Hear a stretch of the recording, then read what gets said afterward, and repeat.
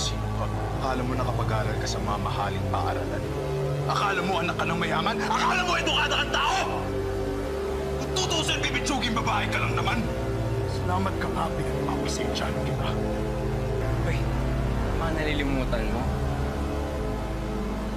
Alta sa syudad yung pamilya niya. Kaya hindi basta-basta yan. Alam mo, ang swerte mo nga eh. Tutupuan ka pa ni Pablo. Salamat ka talaga. Pinatulan kita. Bakit? Sino bang pinagmamalaki mo?